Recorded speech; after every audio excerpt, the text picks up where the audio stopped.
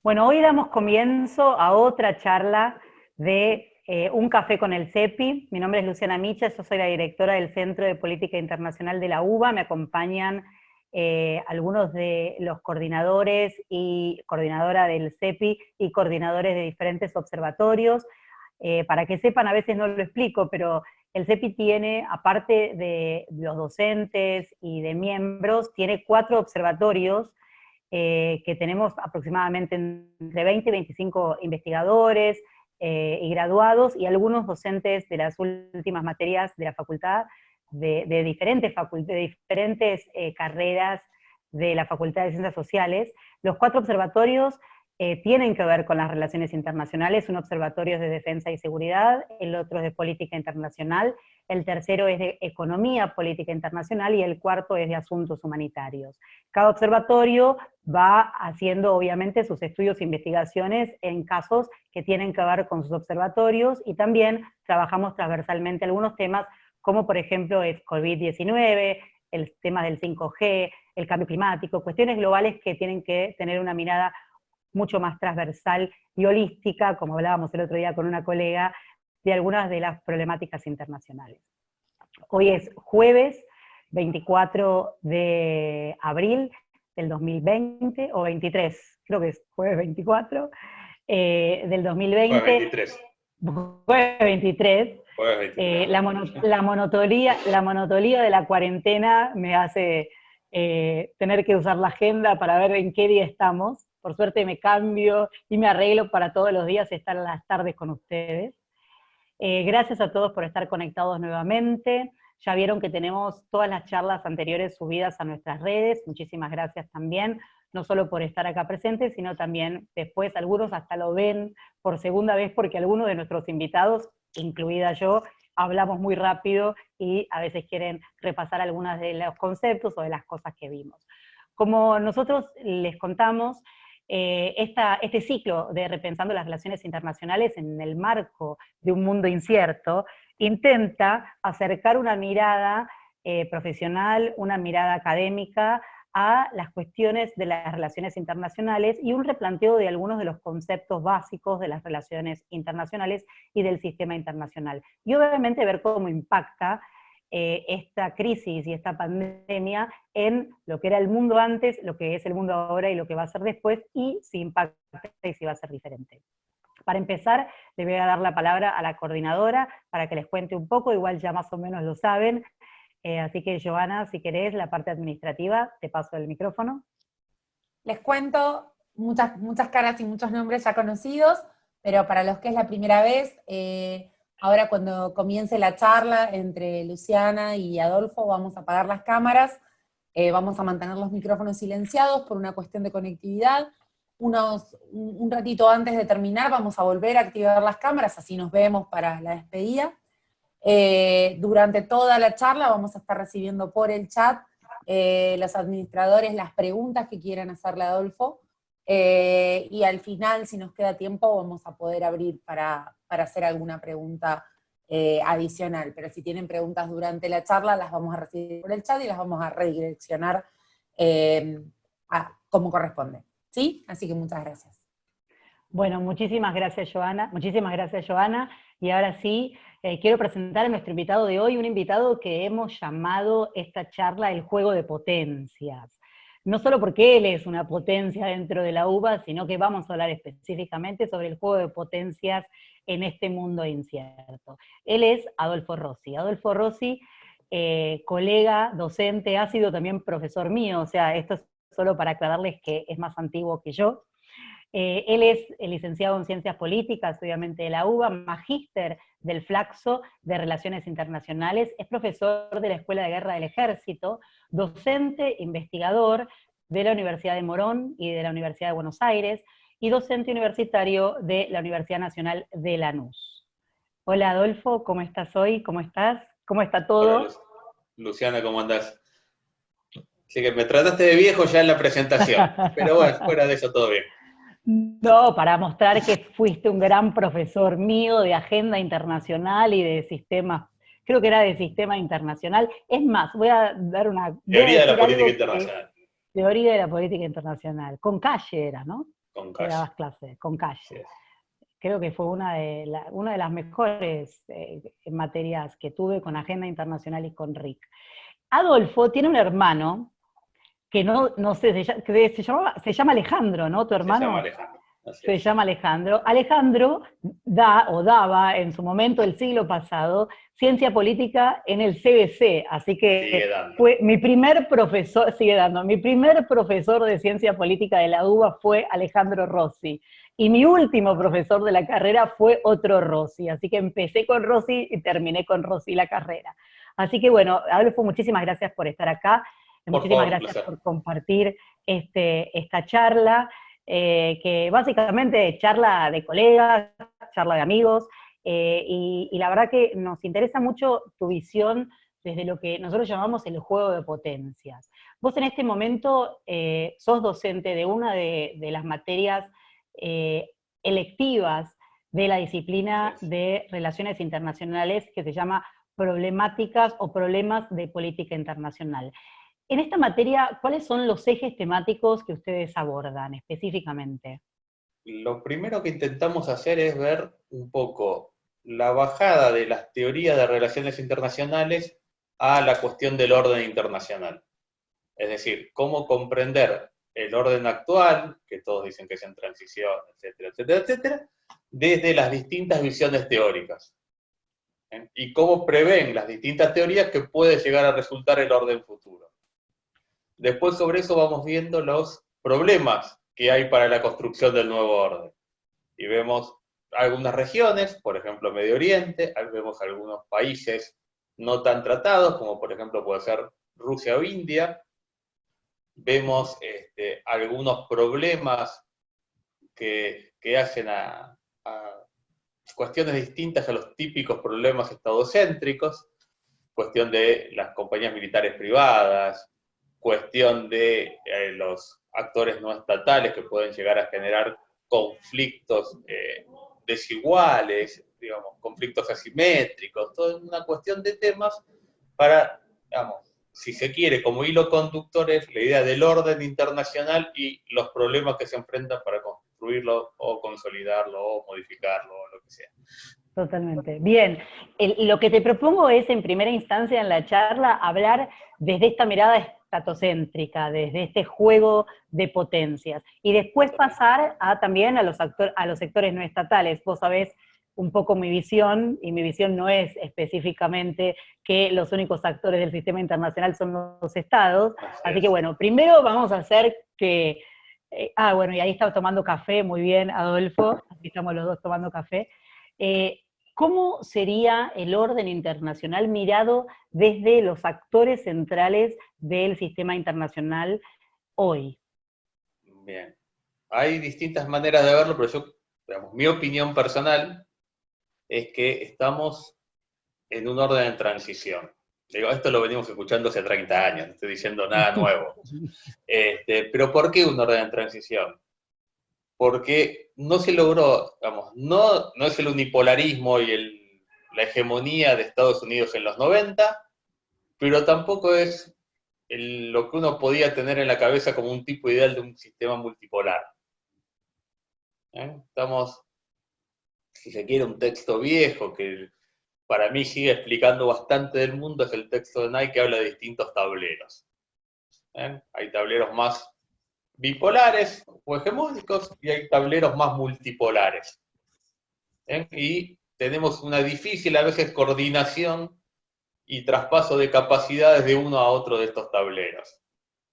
Pero digamos, ¿estos tableros se ven en el mismo momento? Porque obviamente hay algunos autores que dicen, bueno, después de la guerra, o sea, durante la Guerra Fría teníamos dos polos claramente establecidos, ¿no? Sí. Oriente y Occidente. La implosión de la ex Unión Soviética hace que el mundo entre en un cambio, que haya una fractura del orden internacional establecido, y ese bipolarismo se transforme en una posibilidad de unipolarismo de Estados Unidos que parece como vencedor de la Guerra Fría. ¿Hasta ahí estás de acuerdo? Sí, hasta ahí había la idea es, en los 90 había unipolarismo, porque, digamos, fue una cuestión, hasta si querés, matemática. Había dos polos, que cayó uno, quedó uno solo. Y aparte, o sea que es unipolarismo. Pues, había no unipolarismo, había unipolarismo, y aparte, más importante que el unipolarismo, había hegemonía. Bien, Que suena parecido, pero no es lo mismo. bien. Digamos, la hegemonía te da mucha más capacidad de acción, de llevar adelante tus intereses, de fijar agendas, de condicionar el accionar de los otros actores, que la mera unilateralidad o unipolaridad. Lo que se Bien, empieza a quebrar, aparte, seguí porque si no te interrumpo y después Caro Zampó me reta y me dice, no interrumpas a la gente que invitas. lo que se empieza a quebrar con el proceso 2001-2003 es primero esta idea de hegemonía y después la idea de unipolaridad. Ahora, no hay más unipolaridad, pero ¿hay realmente multipolaridad? Ahí es donde creo que estamos en transición de una clara unipolaridad hegemónica de hace 30 años a un previsible multipolarismo en breve. Algunas dimensiones siguen siendo bastante relevante el poder unipolar de Estados Unidos, sobre todo el tema militar. ¿Bien? En otras no. En otras ya el multipolarismo está es mucho más evidente, como es el tema económico o el tema comercial. ¿Bien? Pero estamos terminando la transición hacia el multipolarismo.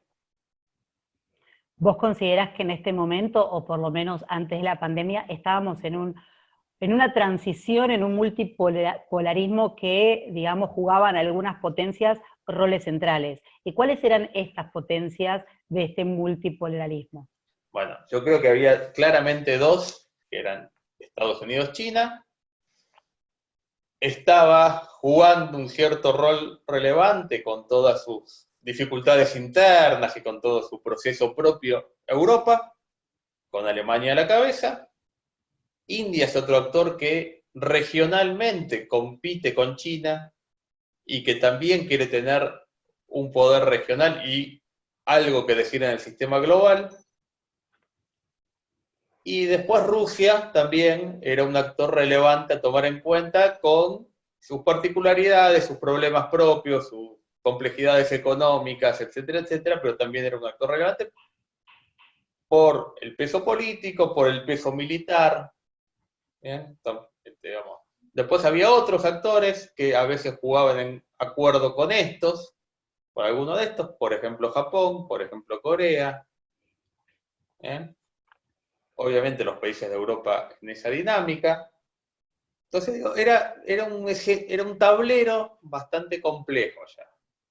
¿Eh? Porque tampoco había, a ver, ¿qué es lo que pasa con el pasaje del unipolarismo al multipolarismo? Las alianzas empiezan a cambiar. ¿Eh? Digo, un tema que vos nombraste como de especial interés del observatorio, el 5G. Es un gran problema en Europa. ¿Qué hace? Compra la tecnología de China, que es más barata, se la instala más fácil, más rápida, o le hace caso a las presiones de Estados Unidos para no acceder a esa tecnología.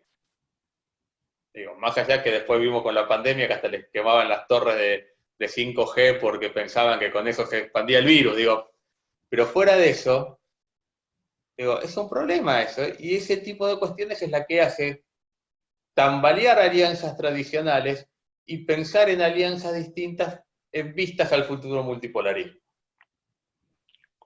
Hablando de alianzas, nosotros podíamos ver unas claras alianzas en relación, por ejemplo, a una cuestión latinoamericana, como era la cuestión de Venezuela, o también como la cuestión de Siria, ¿no? Había alianzas estratégicas que se jugaban en torno a Rusia y China aliadas sobre algunas cuestiones específicas, Estados Unidos, la Unión Europea, aliadas en algunas cuestiones específicas. ¿Cómo era el juego y cómo también estaba todo lo que tiene que ver con el Medio Oriente y cómo afectaba ese juego de alianzas hacia el Medio Oriente y hacia Latinoamérica? Bueno, el juego de alianzas ahí uno empieza a ver cómo también se empiezan a poner en duda.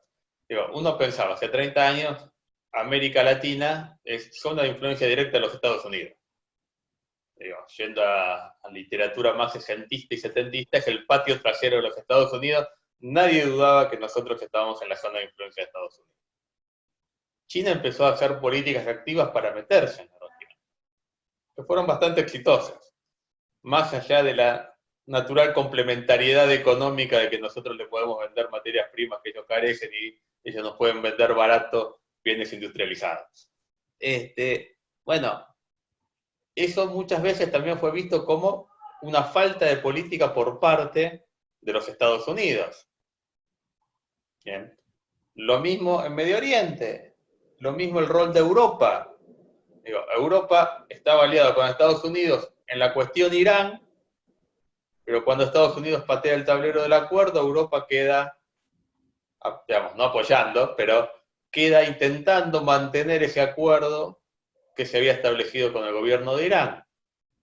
Entonces, hay cuestiones que antes eran impensadas, porque digamos, mucho más en el bipolarismo, pero también en el unipolarismo, las alianzas eran muy estables. Era muy difícil saltar de un lado al otro, o hacer ciertas cosas que contradijeran las políticas de mi aliado natural. Bueno, ahora en un mundo multipolar esto es más flexible, esto es más cambiante. Esto da la posibilidad que haya más otro tipo de juegos, lo cual da más opciones a los estados, pero también convierte al mundo en más inestable. No, tiene sus pros y sus contras. Totalmente, y aparte convierte, digamos, la visión de poder en un poder difuso, ¿no? Porque alianzas que pueden cambiar de acuerdo a la agenda o a los sectores o a la estrategia que diferentes países tengan. Un mundo que no es ni unipolar hegemónico ni bipolar, sino multipolar puesto en duda. O sea que eso llegaba a tener como llegaba a subir el grado de incertidumbre, no solo por la pandemia, sino antes de la pandemia teníamos este mismo grado de incertidumbre de cómo iban a jugar las potencias en determinado contexto. Y aparte con diferentes agendas, porque no es lo mismo hablar de la agenda económica, financiera, que hablar de la agenda, por ejemplo, tecnológica o la agenda de temas militares, ¿no? Entonces, me parece que también había diferentes alianzas en diferentes agendas o problemáticas internacionales. ¿Vos qué La pensás? idea de los múltiples canales y agendas es lo que reinaba. Digo. Nadie dudaba que Europa era aliado militar de Estados Unidos. Digamos, Alemania o Francia o Gran Bretaña no se iban a aliar militarmente a Rusia ni a China, pero económicamente podían hacer muy buenos negocios con China y Europa Occidental le podía comprar petróleo ruso sin ningún problema, o el gas ruso. Bien, y Por eso eso condicionaba hablaba, un montón claro, de otras cosas. Entonces digo, totalmente. la multiplicidad de posibilidades de alianzas también se da en las distintas agendas. Yo puedo intentar mantener buena relación o mantener cuestiones donde ganemos ambos, tanto con Estados Unidos en ciertas agendas como con China en otras. Es más, porque estoy bajo un paraguas que todavía, digo, y esto es muy discutible, pero que todavía no hay un enfrentamiento directo, más allá de la retórica, entre Estados Unidos y China. Entonces no me siento forzado a tener que elegir a uno de los dos. Yo puedo estar todavía conviviendo, buscando el mayor beneficio en cada agenda con ambos. Totalmente, ni las potencias me hacen elegir, ni yo tengo que elegir, digamos, negocio con China en bienes y servicios, negocio con Estados Unidos y negocio con otras potencias, totalmente. Ahora, una pregunta clave es, ¿cómo pueden las grandes potencias, como estamos hablando, formular una gran estrategia cuando el poder es más difuso y no responde a una polaridad definida? Mucho se ha discutido la polaridad, es más, hay autores que hablan de que ya no hay polaridad. Digo, en un mundo con múltiples estados poderosos, pero aparte con actores no estatales poderosos y con un montón de organismos internacionales, temas que surgen donde es difícil aplicar el poder del Estado. Digo, ¿quién tiene poder para enfrentar el cambio climático? ¿O quién tiene poder para enfrentar efectivamente la pandemia de COVID-19? no son cuestiones que se midan con la lógica natural y tradicional del poder del Estado. Entonces ya la polaridad es mucho más discutible hoy en día. Pero digamos, los grandes actores igualmente siguen siendo los actores más relevantes del sistema, y igual de todas maneras siguen teniendo capacidades para imponer agendas e imponer sus estrategias. Lo que uno podría preguntarse es hasta dónde muchos de esos actores tienen claro las estrategias que quieren hacer y son consecuentes con las estrategias que quieren hacer. O sea, esto es terrible lo que está diciendo, porque no solo es un mundo incierto, es un mundo que ya no tiene lógicas de polaridad, tiene poderes difusos, o el poder está difuso, y los grandes actores quizás no tienen una estrategia definida. Yo creo que algunos actores sí tienen estrategia definida. Algunos sí, digo, uno puede pensar que, digamos, la estrategia china con la ruta de la seda, la nueva ruta de la seda, además, está mucho más definida. Si uno piensa en Estados Unidos, quizás no esté tan definido. Uno solía pensar que Estados Unidos tenía un core central de pensamiento que le daba coherencia y estabilidad a sus políticas, fundamentalmente sus políticas exteriores y de defensa, y ahora ya eso no es tan claro. Por ejemplo, digamos, la reacción de Trump en algunas cosas hace dudar que esto sea así. El retiro de tropas de ciertos lugares, el actuar unilateralmente en otros, el tema Siria, el tema Irán, digamos, pone ciertas dudas. El tratamiento del tema Corea del Norte por parte de Estados Unidos, por ejemplo, fue bastante ambivalente, cierta cosa, bastante zigzagueante. No está claro qué es lo que realmente está buscando Estados Unidos y cómo va a utilizar la capacidad que tienen para lograr eso. Digamos, el fondo de estrategia va a ser eso. ¿Qué capacidad tengo? ¿Qué objetivos tengo? Y cómo utilizo las capacidades lo más racionalmente posible para obtener los objetivos que estoy buscando. Sí, en la relación entre Estados Unidos y Corea del Norte hace casi un año que estábamos en el vilo de la guerra, ¿no? Parecía ser. ¿Te acordás que hace un año era como que, bueno, Trump enloqueció y va a tirar petardos en cualquier momento? Y pasamos no fue así. De la guerra a abrazarnos con Kim Jong-un en la frontera, digo. Exacto, exacto. Y no es que ese abrazo y ese encuentro haya dado un cambio sustancial que uno puede decir, bueno, con eso se refleja que la política exterior de Estados Unidos avanza en ciertas agendas. Entonces digo, lo que algunos llaman la latinoamericanización de Estados Unidos en algunas cosas es difícil.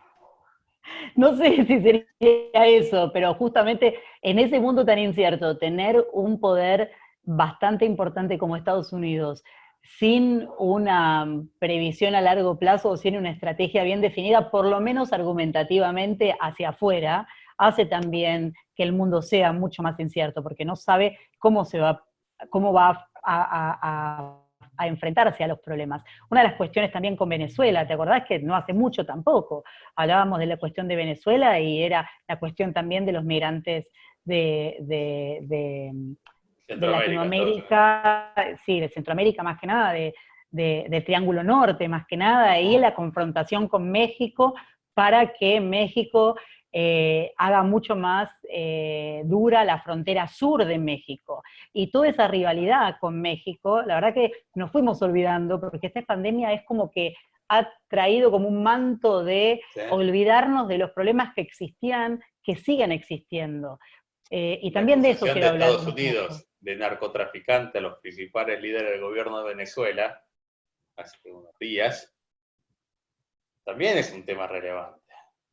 Digo, ¿qué está detrás de eso? Uno podía leer los diarios, bueno, viene un nuevo Noriega. Bueno, no pasó, y difícilmente pasa porque las capacidades de Venezuela no son las capacidades que tenía Panamá en su momento, pero yo lo que creo que le es bastante difícil a Estados Unidos dejar el lugar hegemónico entrar en la lógica del multipolarismo.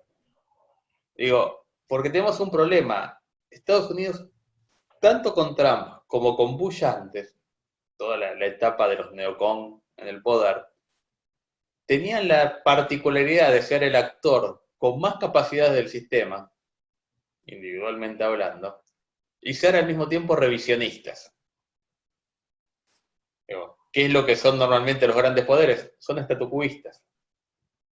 Los revisionistas son los que vienen acrecentando su poder y buscan desplazar o modificar el sistema que teóricamente beneficia al más poderoso para establecer otro sistema donde ellos también sean tan o más beneficiados que ese otro actor. La pérdida relativa del poder de Estados Unidos le apuró los tiempos y lo convirtió, junto con otras cosas, obviamente, lo que fueron los atentados a las Torres Gemelas y demás, y lo convirtió en revisionista. Ahora, ¿revisionista hacia qué? Y eso es lo que no termina de ser claro. Una cosa era el revisionismo de Bush, otra cosa fue la etapa Obama, y otra cosa es el revisionismo de Trump. Entonces, ahí es donde yo veo que no está tan clara la coherencia tradicional de la política exterior de Estados Unidos. ¿Y cómo ves la coherencia, si hay coherencia o no, en las políticas de Rusia en todos estos últimos 10 años, en relación a Siria, por ejemplo, la guerra de Siria, en relación a su relacionamiento con todo lo que es la Unión Europea, el relacionamiento con Estados Unidos, digamos? ¿Cómo ves a Rusia como actor y jugador global en estos últimos 10 años? Tiene primero un gran punto de coherencia que es Putin, que se mantuvo en el poder todo ese tiempo. Con lo cual eso ya es un punto importante de coherencia. Aparte de Rusia, en primer lugar, quiere ser reconocido como gran poder. Y actúa queriendo demostrar que es un gran poder. Nuevos sistemas de armas que lanza, presiones a la Unión Europea por la compra de gas o de petróleo, involucramiento en Siria, el despliegue que hace en Ucrania para tener su zona de influencia garantizada. Sí, más que nada Crimea también, ¿no? En Crimea. O sea, la toma de Crimea, que justamente a nivel internacional es como que, bueno, los rusos tomaron Crimea y todos nos olvidamos. Había unos hombrecitos verdes ahí que no sabía de quién eran, pero hablaban ruso, claro, parecían rusos. Entonces, sí. Digo, Rusia quiere ser legitimado como uno de los actores relevantes a sentarse en la mesa. Quizás no tenga todas las capacidades necesarias, quizás su economía no sea tan poderosa y más ahora en momentos de petróleo a muy bajo precio. Sí, justo te iba a decir, una de las grandes estrategias rusas para no solo demostrar su poder, que lo hace retóricamente y militarmente, como Crimea, como diferentes lugares, como Siria, sino también la estructura económica rusa que se basa en los hidrocarburos y en la salida de petróleo y gas hacia, digamos, por eso justamente se entiende el involucramiento de Rusia en el conflicto sirio, ¿no? O sea, cómo, y en Crimea, cómo Rusia hacía para sacar petróleo y gas por mares que no les eran propios, sino obviamente concesión de paso de algunos de los diferentes aliados que tenía a nivel internacional. Creo que ahora... Sí. Están las viejas lecturas geopolíticas tradicionales de la necesidad rusa de ir hacia el sur para garantizar su acceso al mar, etcétera, etcétera. Pero aparte de eso, digamos, es la capacidad que tiene, es lo que hoy puede vender, es como hoy puede insertarse en la economía internacional. ¿Bien? Y que en épocas de petróleo alto le funcionó muy bien. ¿Bien? Le permitió revertir lo que había sido la gran catástrofe económica post caída del muro de Berlín y post disolución de la Unión Soviética. ¿Bien? Ahora, con otros precios de los hidrocarburos se le complica mucho más. ¿Bien? Y si bien los temas de comerciales o de economía no son tan alta política, tiene su impacto, porque en el fondo los presupuestos militares salen de la bonanza económica o no que tenga ese país. ¿Bien? Pero aparte, Rusia también tiene una vieja tradición defensiva. O sea, ¿qué quiere? Que Europa Occidental y Estados Unidos esté lejos de sus fronteras. Y eso lo sigue manteniendo como una prioridad en su política exterior. Entonces, garantizar lo defensivo y ser reconocido como un gran Estado, como un Estado relevante del sistema, yo creo que esos son los dos grandes pilares de la política de Rusia, y que es lógico que lo mantengan porque es su tradición, porque es un Estado con capacidades y que va a intentar maximizar los beneficios de esas capacidades que tiene. Ujú. ¿Y cómo ves Digo, sus tampoco alianzas veo, con Irán, por ejemplo? digo, ahí es un tema en las alianzas de Rusia. Digamos, uno podía leer en los fines de los 90, principios de 2000, bueno, la alianza lógica para equilibrar el poder de Estados Unidos es una alianza entre Rusia y China. Hay puntos de interés común, pero tampoco puede decir que uno puede decir claramente que son países aliados.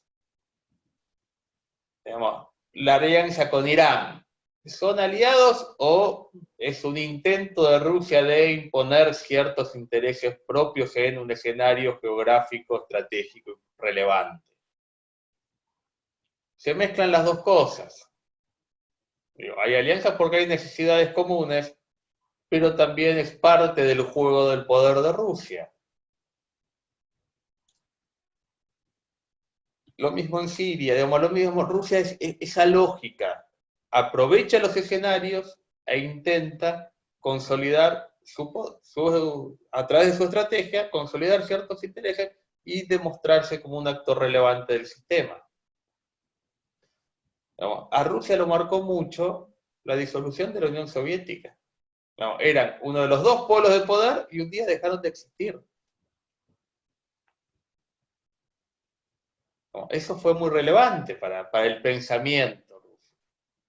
No, tenían que reconstruir y tenían que volver a insertarse en el escenario internacional, no con el peso que tuvieron antes durante el bipolarismo, pero sí con un peso suficiente para establecerlo como un poder regional y como un actor global relevante.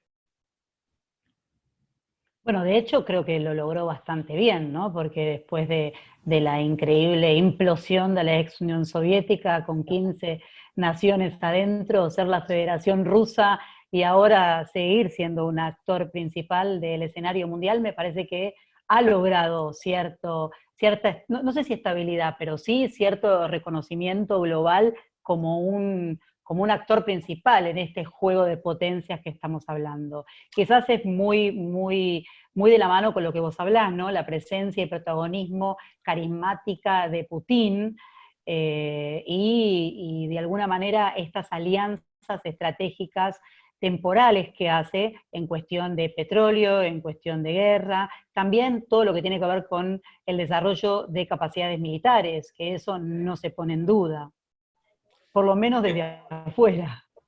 Obvio, digo, a ver, digamos, hay que pensar un poco lo que era Rusia hace 30 años y lo que es hoy. Digamos, Rusia era un país prácticamente fallido en muchas cosas. Digamos, una gran preocupación de qué era a principios de los 90. ¿Qué pasaba con el armamento nuclear ruso? ¿Por qué? Porque se pensaba que Rusia no era capaz de controlarlo. Sí, ¿te acordás que lo llamábamos el brain drain? Que teníamos miedo de que los especialistas nucleares se vayan de la ex Unión Soviética y vendan, digamos, un know-how a grupos terroristas. ¿Te Vendan acordás? su know-how, vendan armas directamente. Eh, Bueno, hoy eso, nadie sospecha que eso puede pasar en Rusia. Podrá tener ciertos problemas o debilidades económicas, sobre todo con la caída del precio de los hidrocarburos, etcétera, etcétera, pero nadie piensa que va a ser un Estado fallido. no, de Entonces, hecho no lo es. de No, de hecho no lo es, de hecho es un actor cada vez más con más peso relativo, es un actor que vuelve a competir en algunas áreas tecnológicas en defensa con Estados Unidos. Entonces, digo, en 30 años, digamos, de lo que se podía prever que le iba a pasar a Rusia en los años siguientes, digo, en los 90 tenía un problema interno doméstico de casi una guerra de baja intensidad por ver si se seguía disolviendo en más estados o no. ¿Bien? Entonces, digamos, de eso ha consolidado su poder territorial, se ha expandido, ha consolidado su imagen, ha consolidado sus capacidades militares. No es poco para 30 años. ¿Y cómo pensás que impactó su enfrentamiento con Arabia Saudita? A ver, en las últimas negociaciones, sobre todo de petróleo, el gran problema de Rusia es que el costo de extracción de petróleo es mucho más alto que el de Arabia Saudita. Entonces, Arabia Saudita puede bajar los precios y seguir vendiendo y ganando con esa venta. Rusia por un lado, pero también otros países muy relevantes como Estados Unidos, que hace Shale Oil y Shale Gas, como es el caso nuestro en Vaca Muerta, donde los costos de explotación de esos yacimientos son mucho más altos, no pueden vender, pues están, digamos, no les es negocio, están vendiendo debajo del costo. Entonces eso sería la ruina para la economía rusa, si acepta bajar más los precios y acepta bajar más las cantidades, porque por una cosa o por otra le entra mucho menos dinero. Y entonces una presión, bueno, ¿quién baja, quién no baja, quién mantiene? Digamos, los que son los socios tradicionales del OPEP, a ver si los otros tienen las mismas obligaciones que no, de ese cartel que estaba antes. Pues yo estoy afuera, entonces a veces me reúno, a veces acuerdo, pero a veces juego por unilateralmente, pues no me conviene que acuerden adentro. Bueno, esos problemas y esa puja de intereses va a seguir existiendo. Después, obviamente, Arabia Saudita también tiene su agenda propia con todo el tema de involucramiento en otros conflictos regionales, etcétera, etcétera. Digo que también le complican la vida por otro lado. Pero bueno, en cuanto al petróleo sigue siendo la que más barato puede producir y la que obviamente le da mucha más facilidad y elasticidad en el precio y seguir siendo el actor más relevante del sistema. Sí, igualmente tenemos que decir, ¿no?, que hoy, jueves 23, como dijimos, el precio del petróleo está cada vez más bajo. Me contaban que es más caro almacenar el petróleo que te lo lleven, o sea, que te están pagando para que te lleves el petróleo, bueno, básicamente. Sí, digamos, eso fue porque está en negativo. Algo que pasó hace un par de días, sobre todo pero eso es un tema de contratos. No es que vos decís, bueno, me llevo el petróleo y encima me pagan, que sería un muy buen negocio si tuvieras donde ponerlo, sino que era, yo te pago para no tener que cumplir con el contrato de recibir el petróleo que vos me tenés que entregar y que me lo entregues más adelante, porque no tengo donde guardarlo. Eso es algo, vamos, es una de las consecuencias de la pandemia. ¿Por qué? Porque se paró el mundo en buena medida, entonces se consume mucho menos petróleo. No hay vuelos, funcionan mucho menos industrias, ergo se gasta mucho menos electricidad y otras formas de uso de hidrocarburos, andan mucho menos autos en la calle, entonces se consume mucho menos petróleo. Sí, justamente decían que esta disminución o este menos en todo lo que es el petróleo era por el mes de mayo, que después se preveía que en junio y julio Ya, digamos, los contratos de iban a junio, cambiar. Claro. fue el cierre de los contratos para mayo, los contratos para junio ya están mucho más altos. Hay que ver si la pandemia sigue, qué pasa cuando nos acerquemos a la fecha de los contratos de junio. Pero bueno, habrá que ver cómo...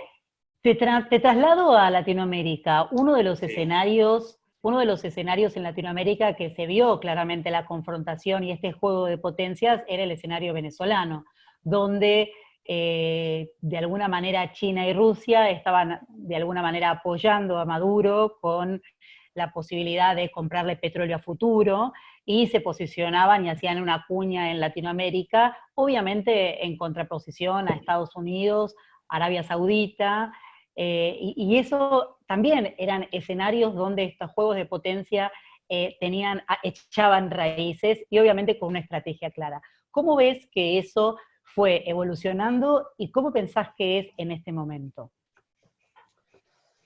A ver, yo veo una estrategia clara de algunos de los actores y no tan clara de otros.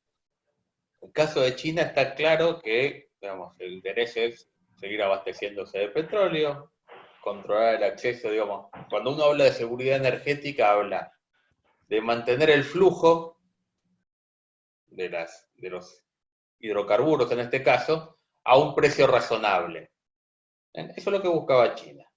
Tener un proveedor confiable, más o menos, pero bastante confiable, y que poder incidir por las compras anticipadas y demás, asegurando un buen precio para ese producto. después tenían otra cuestión de minerales y demás, pero el caso de Rusia es meterse directamente en la explotación en Venezuela. Con lo cual, puede tener ciertas ventajas, pero también corre más riesgos. Digamos, riesgos que surgen del conflicto interno venezolano y de la inestabilidad que hay en Venezuela. Lo que yo no veo tan claro es la estrategia de Estados Unidos. Sí, digamos, está claro que hay algo que quiere, que no siga Maduro ahí. Le molesta a Maduro. Eso está clarísimo. Lo que no sé si tiene tan claro es cómo lograr que no siga Maduro ahí. Sí, inclusive hablaba siempre o intentaba decir, bueno, una cuestión de asistencia humanitaria, una intervención en asistencia humanitaria. No nos olvidemos que el año pasado también hubieron cuestiones de enviar asistencia humanitaria y Maduro se negaba a que insumos americanos lleguen a territorio nacional venezolano. O sea que está claro que no quería que esté Maduro, pero ¿qué pasaba con el día después, no? Y aparte que, digamos, no quiere estar Maduro y sabe que la opción militar es altamente costosa en todas las facetas que se la quiera ver. Entonces, bueno, ¿cómo hacer para que no esté Maduro? En algún momento trascendió la idea de que habían negociado con militares para ver si los sacaban a Maduro. Si no, la alianza con Colombia y otros actores regionales para presionar a Maduro que se vaya. La acción regional del Grupo de Lima y demás actores para presionar al régimen venezolano. El surgimiento de Guaidó como presidente alternativo de Venezuela y buscar reconocerlo para ver si eso generaba una dinámica interna que pudiera sacar al gobierno a Maduro. Sí, lo podemos llamar como un soft power, ¿no? Como usando el soft power, iba de diferentes maneras. Sí. Hay muchas apuestas, pero ninguna se termina de llevar hasta sus últimas consecuencias a ver si sale o no. Como que se van haciendo prueba y error, bueno, avanzamos un poquito. Digo, pero eso es lo que nos pone otra vez en ¿por qué pasa esto en la estrategia de Estados Unidos? Porque somos de baja prioridad para Estados Unidos. América Latina en general es poco relevante para la estrategia de Estados Unidos.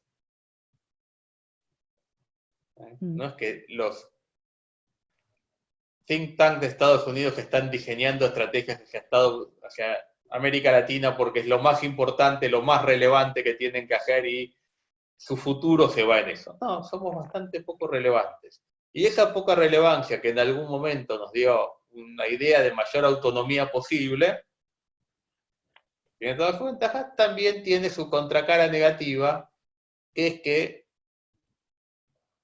digamos, sin llegar al bandwagon ni al plegamiento de Estados Unidos que se hacía en los 90, digo, uno también puede a veces sacar cosas positivas y beneficiosas de la relación con las grandes potencias. Bueno, eso hoy para América Latina está bastante poco disponible. América Latina es más un problema para Estados Unidos. Si uno ve la política de Trump, ¿qué piensa América Latina? Los migrantes, los problemas con la fuerza laboral, problemas de seguridad, básicamente drogas. Entonces América Latina es un problema. Economías débiles. Es bastante, economías débiles, ¿no? Economías débiles, que hay que preocuparse, hay que andar prestándole plata. Sí, sí, claro. A través de organismos internacionales que después no devuelven. No sé de quién hablarán. Digo, pero América Latina es un problema. Es muy clara, es muy gráfica la idea del muro de Trump.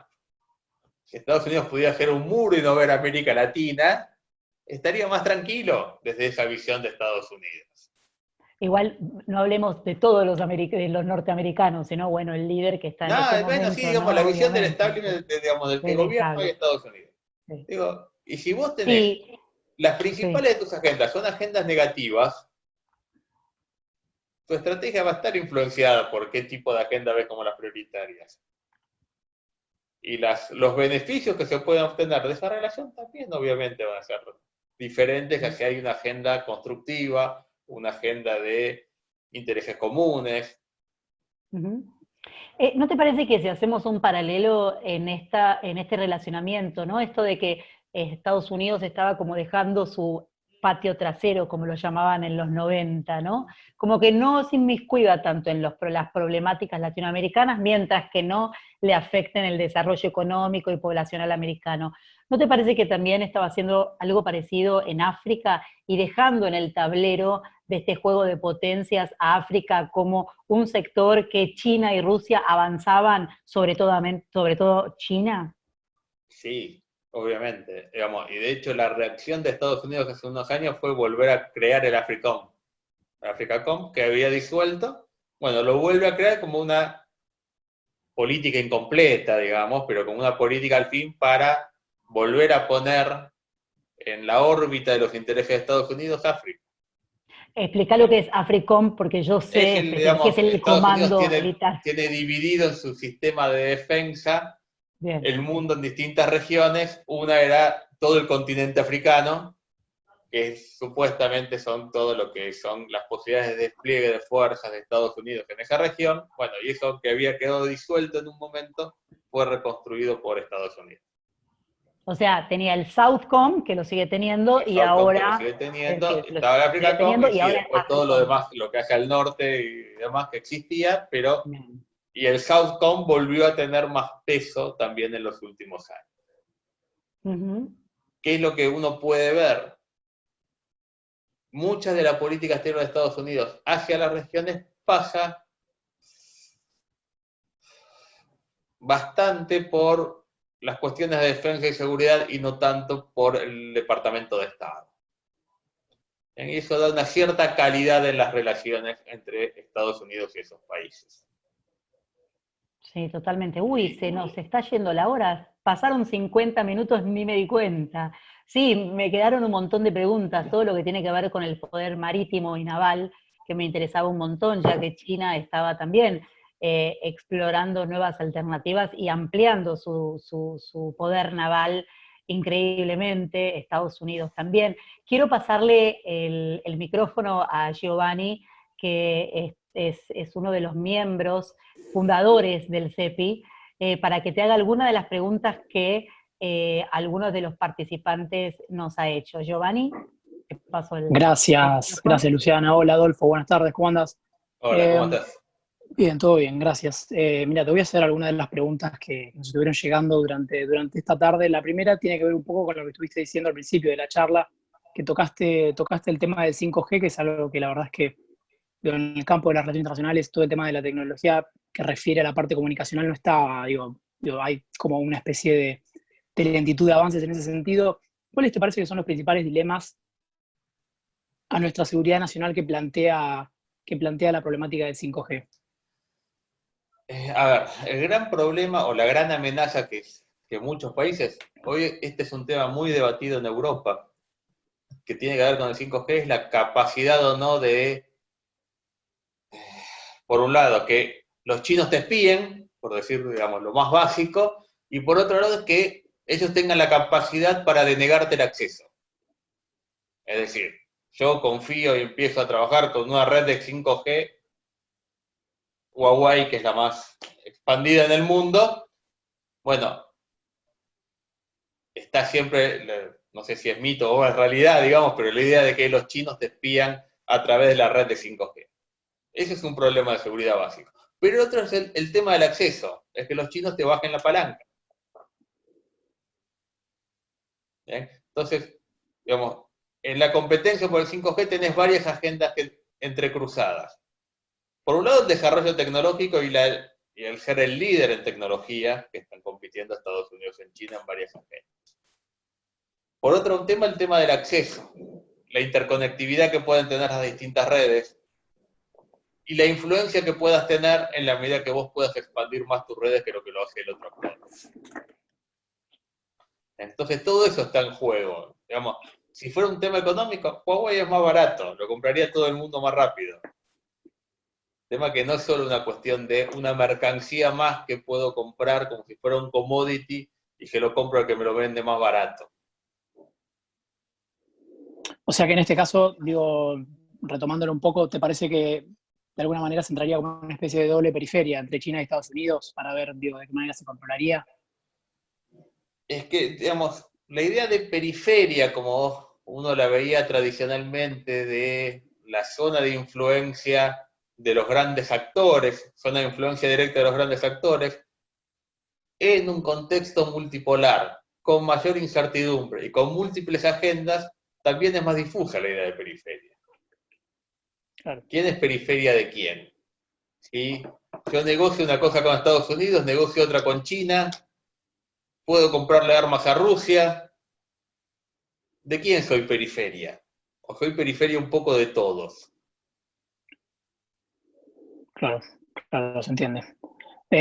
Bueno, y la otra pregunta que teníamos que nos llegó fue acerca de la posibilidad que ves vos acerca de una confrontación entre Estados Unidos y China en el mar de China, digo, teniendo en cuenta la cantidad de países ribereños que hay ahí, los intereses que se superponen, digo, ¿qué opinión te merece esa idea? A ver, visión más pesimista y visión más optimista. Visión más pesimista, el último libro de Allison, que estudia todo el recorrido de las potencias emergentes y su confrontación con las grandes potencias del momento, y dice que mayoritariamente esos conflictos terminan en guerra. Con lo cual, muchas de las características que se encuentran en ese análisis histórico que hace de los distintos conflictos ve que también están en la confrontación de Estados Unidos-China, con lo cual estamos bastante cerca de que haya una probabilidad de guerra. Visión más optimista. Son interdependientes económicamente, por un lado. Y por otro lado, ninguna de las guerras anteriores entre grandes potencias había armas nucleares, que resultó ser un disuasivo bastante importante para la confrontación entre los grandes poderes. Entonces, por el lado institucionalista de la interdependencia económica, o por el lado realista de la disuasión nuclear y la destrucción mutua asegurada, son dos puntos que alejan bastante la idea de guerra entre Estados Unidos y China. En el medio va a haber muchísimas tensiones. Digo, no va a ser una relación pacífica y cooperativa entre ambos. Lo que sí, hay incentivos para que esas tensiones no escalen a una guerra. Después puede pasar cualquier cosa, digo, pero uno puede ver eso, digo, no es que simplemente la existencia de tensiones y de conflictos entre los países nos pone a la puerta de una guerra.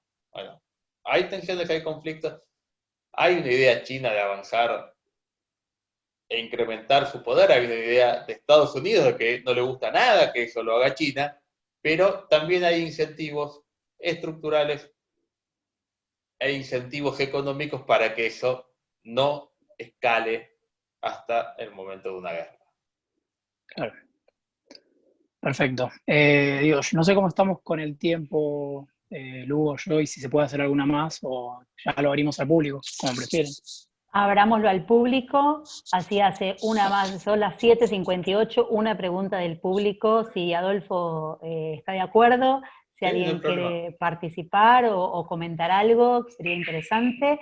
Y bueno, y mientras, Adolfo, agradecerte no solo por la profundidad de análisis, sino por la calma en cuanto hablas, que la verdad que hace también reflexionar con pausa y con tiempo. Hay algo que me quedé pensando, que de alguna manera esta crisis del COVID nos hace un poco desenfocar nuestros anteojos y no mirar otras amenazas a la seguridad global. Y ya sé que esto sería como tener la bola mágica y decir, bueno, ¿qué pensás vos del futuro? Pero sabiendo que vos ves y das cuestiones de problemáticas de relaciones internacionales y de política internacional, ¿qué otras cosas y qué otras amenazas a nivel global no estamos enfocando en este momento que sí deberíamos por lo menos estar mirando atentamente para cuando el COVID termine, desaparezca, ojalá que pronto lo sea, y que tendríamos que tener también un plan B para esas cuestiones de amenazas internacionales que por ahí pueden ser de inminencia para la población en todo el mundo, ¿no? Bueno, algo que hablamos por ahí, creo que antes de que comenzara esto, que estábamos los dos conectados, el tema del cambio climático yo creo que es un tema muy serio. ¿Pero por qué es un tema muy serio? por varias razones. Primero, por una cuestión de que uno tiene visiones más alarmistas y menos alarmistas de cuál puede ser el futuro del cambio climático, pero es difícil obtener las políticas apropiadas para enfrentarlo. Digamos, es más, aunque uno haga las mejores políticas para enfrentar el cambio climático, por sí solo no se salva. Uno puede ser muy poderoso, tener muchas capacidades, inclusive hacer las mejores políticas contra el cambio climático, pero si el resto sigue contaminando, quizás termine pagando los costos yo de esa contaminación de otros. Digo, se está empezando a pensar toda una geopolítica distinta a partir del cambio climático. Ujú. Los que eran poderosos pueden llegar a perder muchas de sus capacidades por el cambio climático. Y yo no puedo per se decir, yo tengo esta política, me amurallo y evito las consecuencias del cambio climático.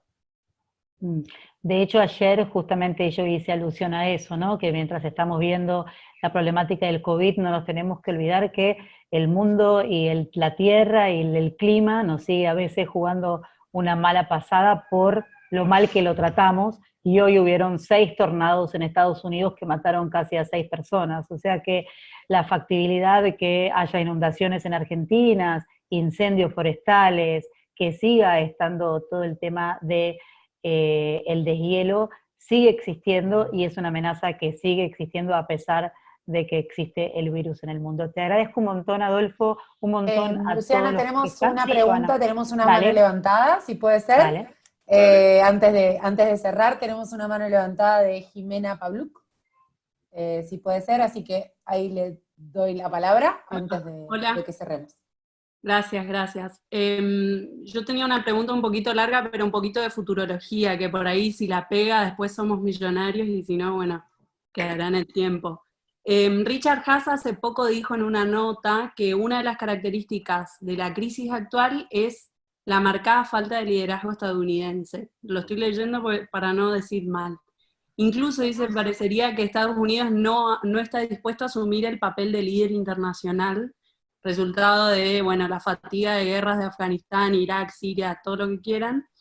Y dice, bueno, está claro que no todas las crisis son necesariamente un punto de inflexión, sin embargo, parecería que esta crisis tiende a hacerlo, o al menos a eso, o de eso hablan los medios, por crecientes nacionalismos, fin de la globalización quizás, o aumento de la cooperación entre países, no sé, ¿qué crees vos? ¿Cómo crees vos que va a ser el mundo post-COVID-19? Pequeña pregunta. Necesitamos un café más para todo eso. Uno puede observar ciertas cosas que en principio parecen contradictorias. Digo, es muy probable que de acá en más todos los estados piensen en tener un mayor nivel de autonomía en, por ejemplo, sus cuestiones de salud. No depender de tener que comprar insumos básicos para darle salud a sus ciudadanos en terceros países simplemente porque esos países tienen mayor capacidad industrial, producen más cantidad y más barato. Entonces, eso no sé, eso puede ir de la mano de un cierto cambio en el comercio, porque aparte otros rubros como el turismo, por ejemplo, va a ser difícil que rápidamente se recuperen. Pero uno ve por ahí cierta retracción de las cuestiones típicas de la globalización. Pero aparte, los estados nacionales tampoco es que han salido con una visión óptima de lo que fue su trayectoria en la pandemia. ¿Bien? Varios de los estados-nación más relevantes, inclusive, uno puede decir que tuvieron una actuación bastante deficiente en la pandemia. Entonces nos globalizamos menos, pero con actores que tienen no tan buenos resultados, pero volviendo a lo que hablábamos antes del cambio climático, por ejemplo, con algunas agendas que requieren de los acuerdos y la cooperación. Entonces, ¿para dónde vamos? Me parece un poco contradictorio. O hay distintas cosas que pueden, vamos, después hay las lecturas políticas, cada uno de acuerdo a lo que quiere remarcar más, hace hincapié en alguno de estos puntos para decir que la globalización sigue, o para decir que la autonomía y el nacionalismo es lo que va a imperar. pero no está claro cómo va a ser esto en el futuro. Lo que sí, digamos, con lo cual lo que vamos a tener es un mundo con mucha más incertidumbre. Y ahí el tema de los liderazgos. Bueno, el tema de los liderazgos es muy importante. Digamos, lo que pasa que los liderazgos en política internacional se pagan. Estados Unidos lideró post Segunda Guerra Mundial y en términos relativos perdió muchísimo poder.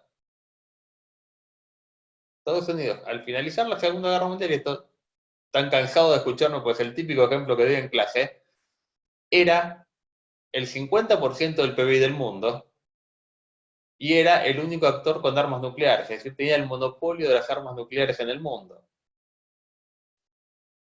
40 años después, cuando estábamos en plena hegemonía americana de los 90, era el 25% del PBI del mundo. En términos relativos, había perdido la mitad de su incidencia en la economía mundial. ¿Lo hizo? ¿Por qué? Porque lideró y llevó adelante un determinado modelo que le daba un montón de otros beneficios, no lo hizo de bueno. ¿Bien? Pero el liderazgo, en ciertos aspectos, en cierta medida, se paga. ¿Bien? Vos pagás por tener un sistema que te beneficia, totalmente de acuerdo, pero pagás costos. Liderar no es gratis, saliendo de lo global y en lo regional. Brasil, con el Mercosur, siempre le costó liderar efectivamente. ¿Por qué? Porque no quería pagar los costos de ese liderazgo. El costo de los liderazgos de Brasil, por ejemplo, hubiera sido tener efectivamente políticas hacia los actores más chicos políticas efectivas de impulso hacia los actores más chicos de la región. Y nunca estuvo dispuesto a hacerlo. Siempre intentó maximizar beneficios en el corto plazo. Entonces, el liderazgo, uno puede aceptar pagar los costos de ese liderazgo si tiene claro cuál es el objetivo estratégico atrás. Si yo no tengo claro eso, muy difícilmente vaya a aceptar pagar los costos del liderazgo. Porque en el corto plazo, en lo inmediato, en lo que puedo ver, pierdo. Y nunca lo voy a hacer.